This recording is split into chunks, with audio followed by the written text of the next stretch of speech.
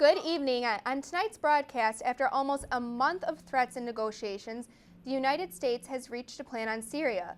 But how helpful will this be? And later tonight, is the United States looking at another government shutdown? I'm Megan Roberts, and this is The Rundown.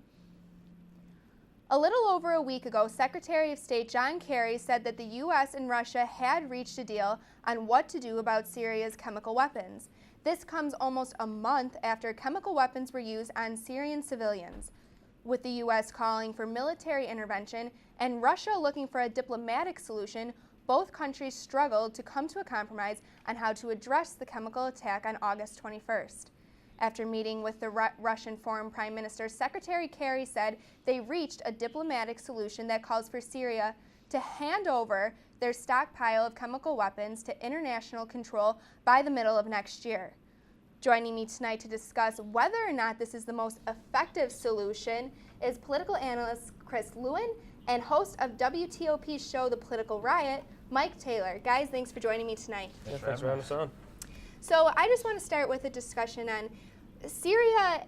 The conflict in Syria has been moving very, very quickly, and it feels like at one point the United States is about to vote on whether or not we're going to use military intervention in Syria, and then you move a week later, and now we have found somewhat of a diplomatic solution.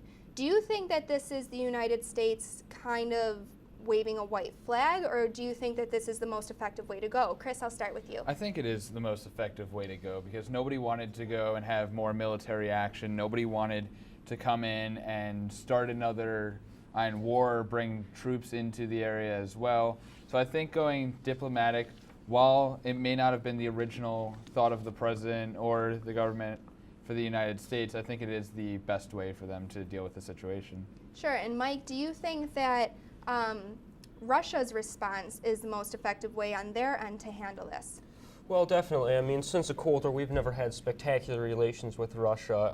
So definitely anything that they can basically use to almost, I'll say, pulling over us could be effective. I mean, definitely you have to look at them as not necessarily an enemy, but as kind of like your big brother. You know, you like them, but you got to be careful with them.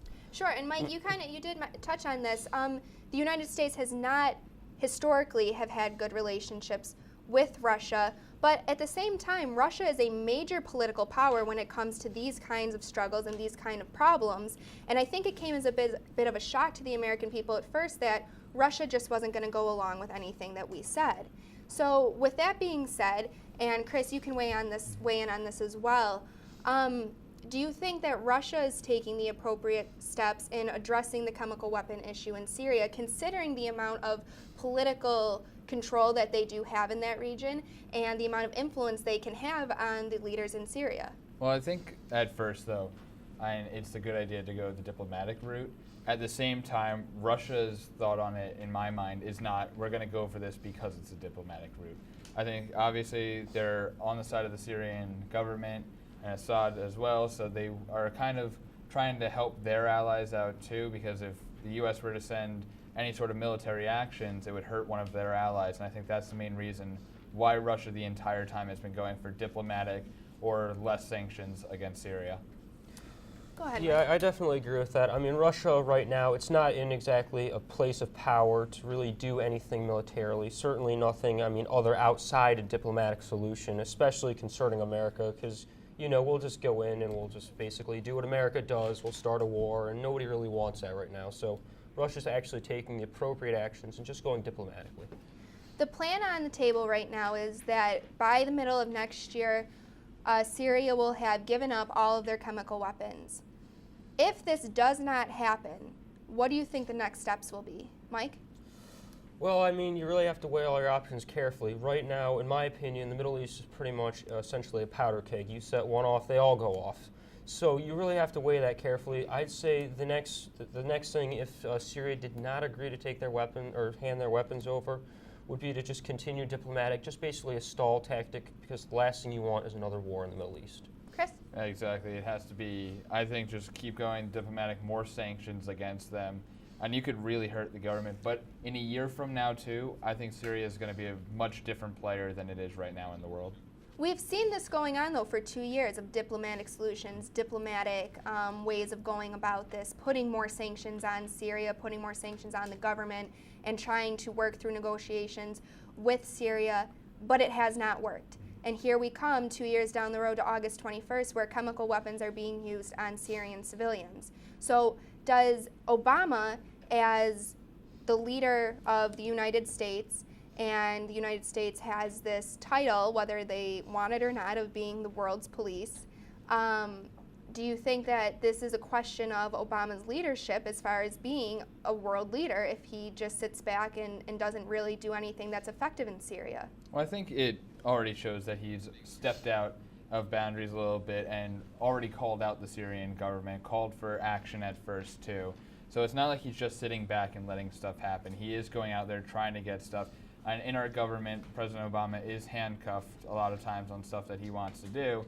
So this kind of creates this difficult situation for the president where he may want to go out there and really hit Syria and hit them hard, but him personally is not in that position of power to really make an effect on them. Because if you were to go in there and cause military strikes, his popularity would diminish by the second. Because the United States right now, and while they don't want to see chemical attacks in Syria, they also don't want to see another military action. That is a good point. But do you think that, and Mike, maybe you can shed some light on this. Do you think that it's possible for the United States to have a direct military action, direct controlled military action, where they implement something done by the military and that's it? There are no, as Obama likes to put it, boots on the ground. It would just be kind of like a one and done situation. Well, to be honest, I think to answer that question, you first have to ask yourself the question, is it right for America to actually be the world's police? I mean, we're going into places that, let's be honest, we really have no right being in. However, when you do put it that way, I agree that, well, not necessarily agree, but my belief is that not having boots on the ground is kind of an ineffective way to go about things. I mean, you can say drone strikes and everything are extremely effective, but when it comes down to it, they're not really helping us that much. So if you're Obama, you really have to consider a boots on the ground tactic at this point. There are 3 different ways to look at this. There's, of course, the political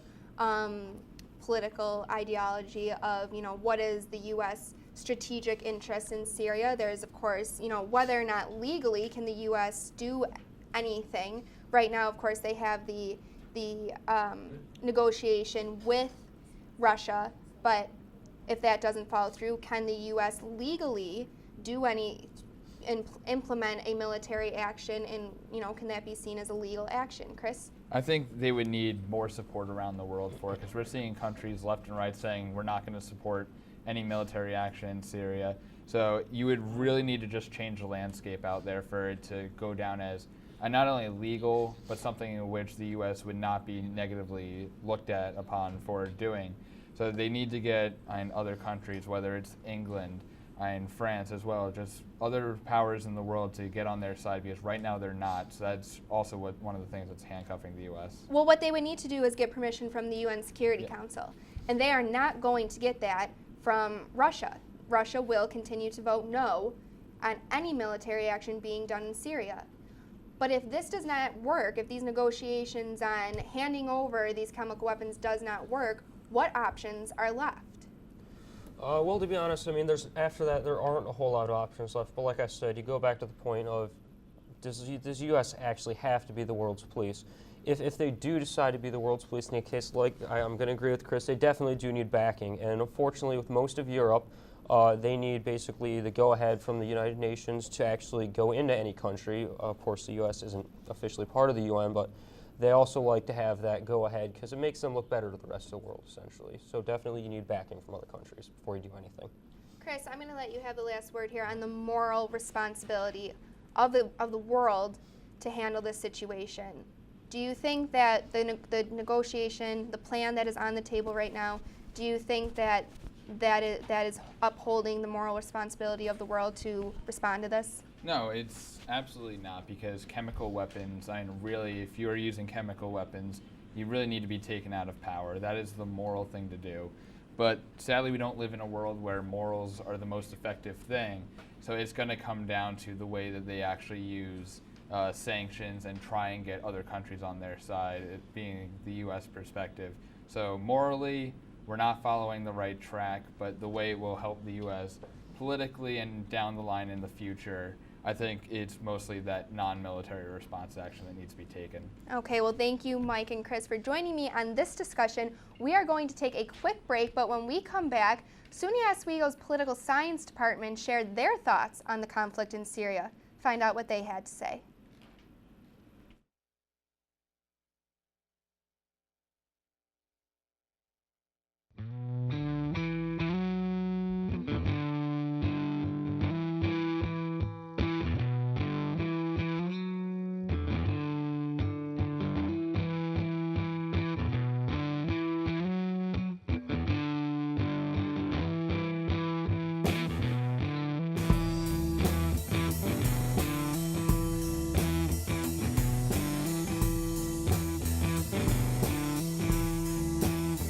Oswego MBA program, helping you achieve your goals with a customized curriculum developed with flexibility in mind. Take classes year-round, full or part-time in Oswego, online or at the Metro Center in downtown Syracuse. More information is available online or by calling 315-312-2911.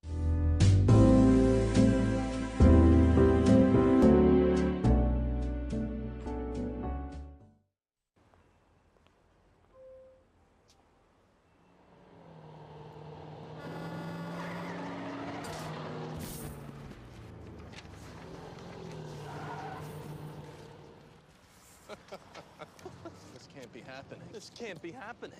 Of course it's not happening. Armored car. Listen, having money isn't about luck. Make your own coffee, save $1,000 a year. Feed me. Feed the pig. Attention students and faculty. Avery Rental Properties is now renting for the next school year. Avery accommodates all group sizes, small or large.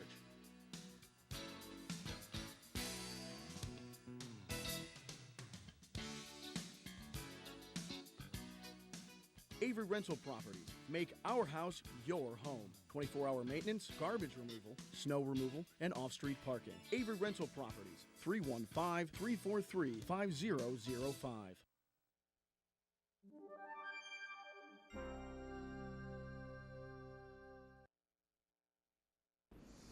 Welcome back to The Rundown. I'm Megan Roberts.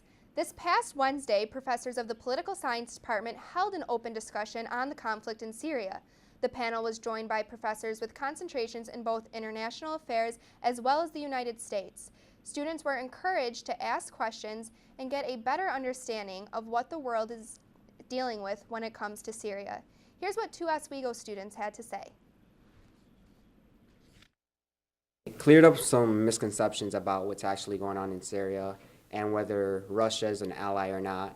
So it was very informative to the respect that the American public is sometimes misled or misinformed about some of the issues that go on abroad.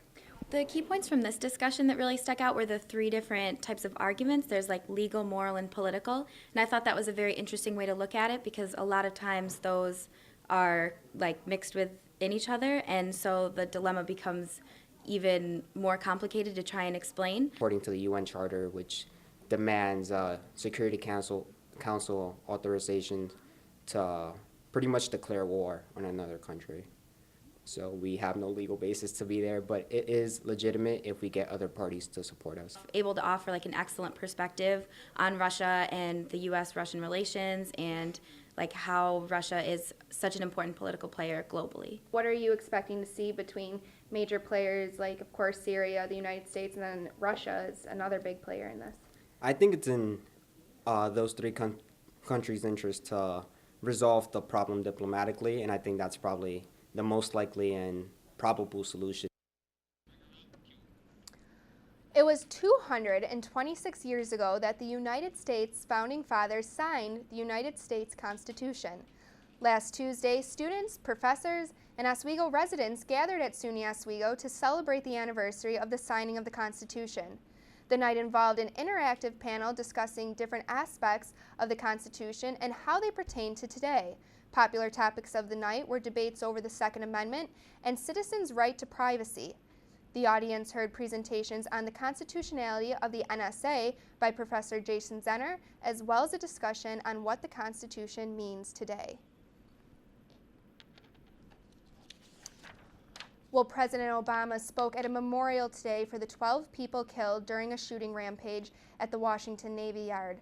The president offered the nation's condolences to the victims' families. We cannot begin to comprehend your loss. We know that no words we offer today are equal to the magnitude, to the depths of that loss.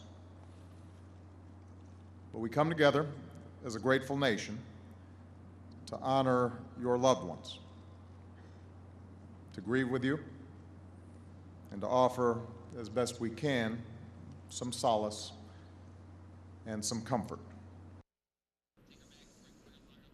The president has been in office during a number of mass shootings, including those in Aurora, Colorado, and at Sandy Hook Elementary in Newtown, Connecticut. During his speech today, the president renewed his call for common sense changes to gun control laws. We're going to take a quick break, and when we come back, Mike and Chris will join me again to talk about another possible government shutdown. Stay with us. I got no balls for losing. Shocking drugs that road all the time. Just had a few drinks. This can't be happening. Are we clear? Clear. We're just buzzed. Just buzzed. You didn't tell us that, sir. You're right, this isn't happening. You'll be fine. I feel good. Really? No, not really. Buzz driving. Clear. Maybe we should stop acting like it's no big deal. Shocking.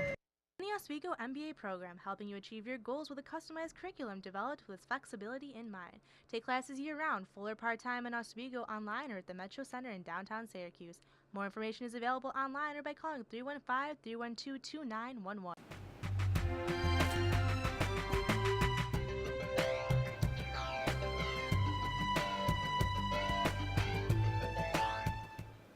Attention students and faculty. Avery Rental Properties is now renting for the next school year. Avery accommodates all group sizes, small or large.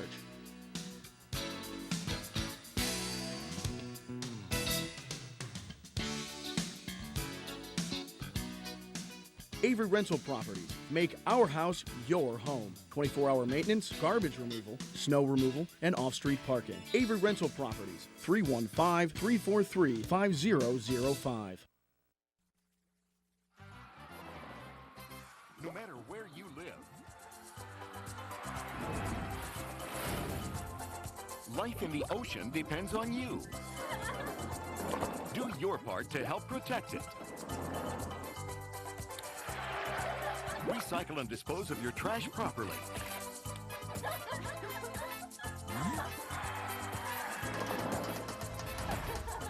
To learn what you can do, go to keepoceansclean.org.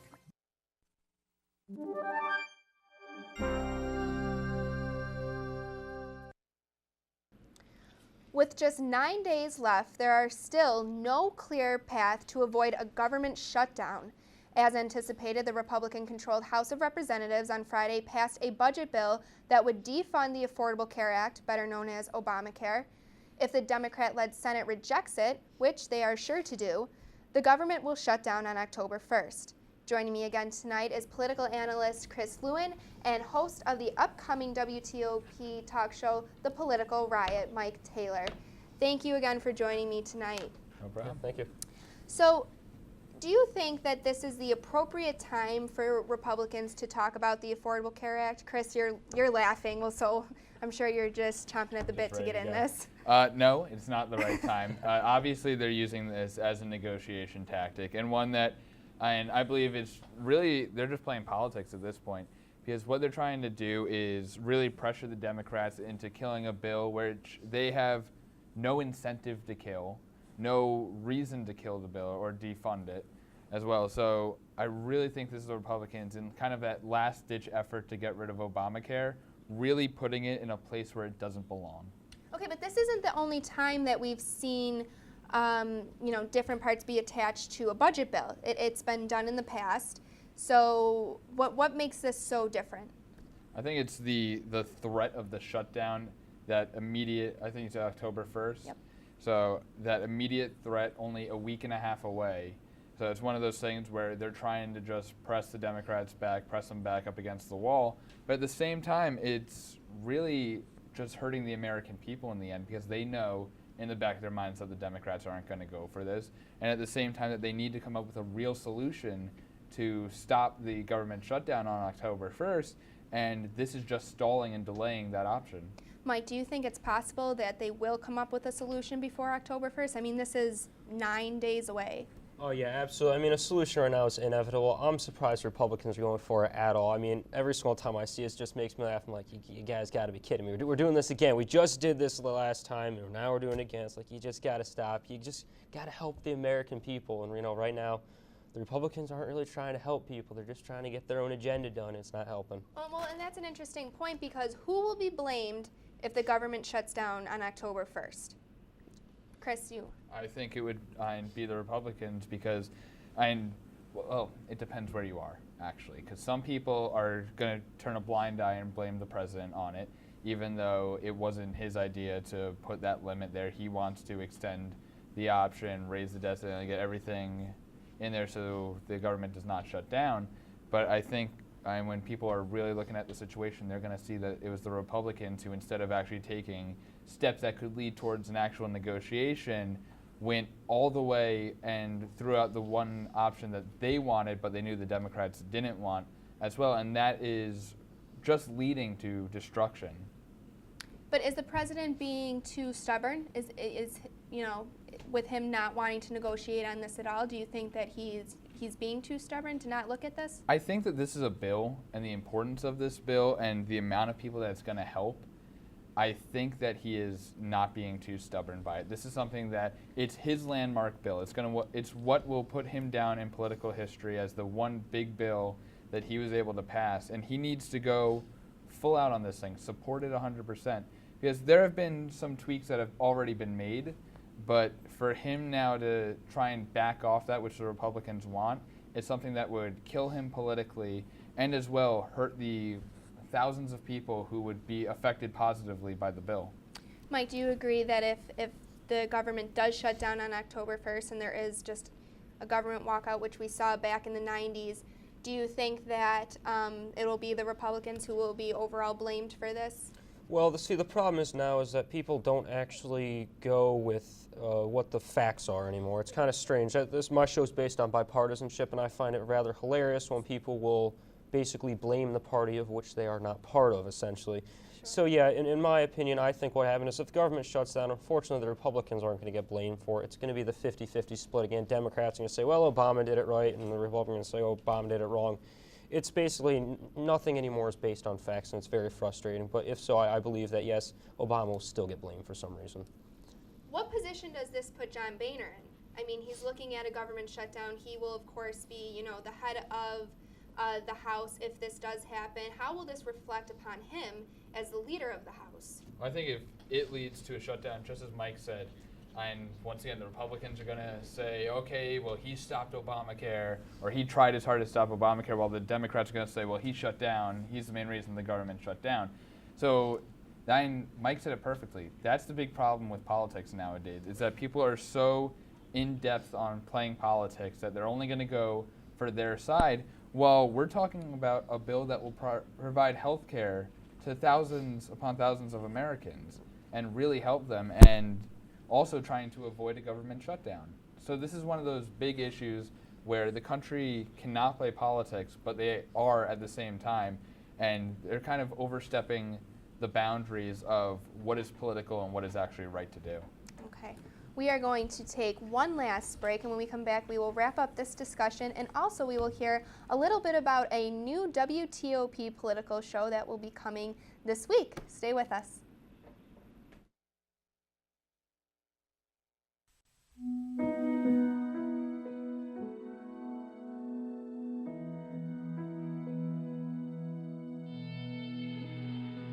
Every year, mothers lose their babies to gun crimes.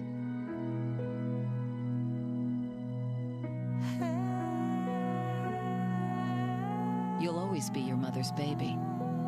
So before you commit a gun crime, Think about who you'll leave behind. Gun crimes hit home. Hi, I'm CNN's Rob Marciano, and you're watching WTOP 10, your television station. I took a trip to Elkhart, Indiana today. Elkhart's a place that has lost jobs faster than anywhere else in America. The people who've lost them have no idea what to do or who to turn to. In fact, local TV stations have started running public service announcements that tell people where to find food banks, even as the food banks don't have enough to meet the demand.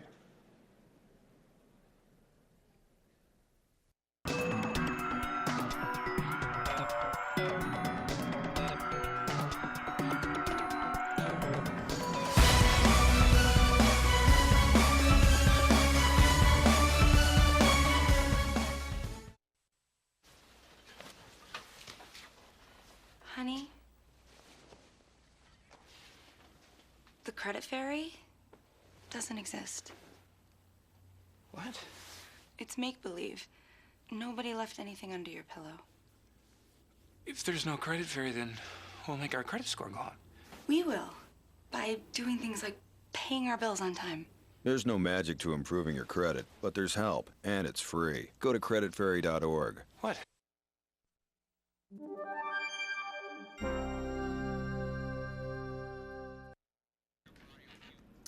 And welcome back. So once again, we were just talking about the government shutdown and how Republicans have attached defunding of the Affordable Health Care Act in order to sustain the government till December 15th. But this is interesting because when you look at the Health Care Act, Democrats, and I think that even if you support the Democrats, you'll agree with this, is that the one part that they did fail to do is to make clear what the Affordable Health Care Act does for the country. 70% of Americans say, we can't really tell you anything about this because we don't know anything about it. So what do you think about that, the fact that the country just simply does not understand what the Health Care Act is going to do? I think that goes down to the fact that it's such a huge bill, and it's going to have such an overlying effect as well. So that makes it difficult because there are so many different clauses in the bill. And what the president needs to do is, he did this at first, he went around the country having town hall meetings and some rallies as well, just to talk about the bill.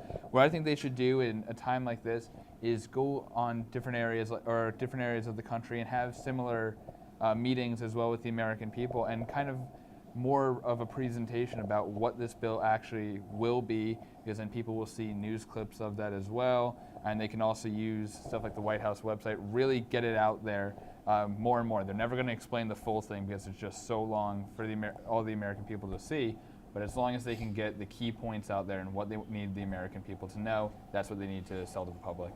Mike, this has no chance in going through.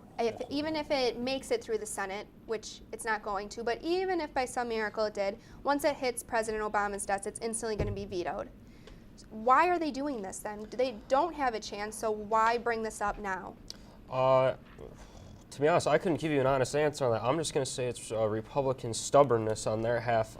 Really, since Obama's re-election, nothing has gone their way. So I feel like at this point they're just kind of being, the whiny girls, I'll essentially say, of politics. It's like why, essentially, is your question. There really is no why. It's just the fact that at this point, Republicans have no platform to sit on. So essentially, they're just going to push back anything Obama puts forward. That's their only point, is to push back whatever he puts on the table. This bill hasn't been implemented yet. It is supposed to start to go into effect this year and into 2014. So real quick, if they don't know what it's going to do, why not just give it a shot? The bill itself, yes. Pass it through? I think, once again, it's the stubbornness of one side versus the other side, and that constant battle between the two of them. Okay, I want to thank both Chris and Mike for joining me on the show tonight. That is going to do it for us here tonight. On behalf of everyone from WTOP, thank you for joining me. I'm Megan Roberts. Have a good night.